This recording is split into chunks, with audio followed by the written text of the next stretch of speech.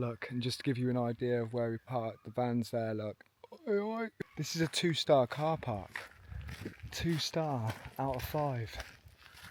Can you believe that? This would easily be a 5 out of 4.92 in the UK. It says online it's a thriving swimming spot, and there's a sign over there that says dogs aren't strictly allowed. So now he's tired, I'll feed him, sort him out and take you down there. Leaving him in the van as we've just been chased by a bloody Wolverine and his bloody, what's his name?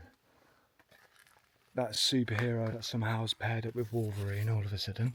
What's that all about? What's his name? Dead Mouse or something? That's a singer, isn't it? I don't know. But yeah, 2-star this place is. Right, I'll sort the dog out and I'll be back in a minute. Go and put the kettle on, guys. Right, the bloody dog's in the van, isn't he? We're going into no dog allowed territory here. Like I said, very strict, doesn't need to make sense. It's their rules, adhere to them. Alright.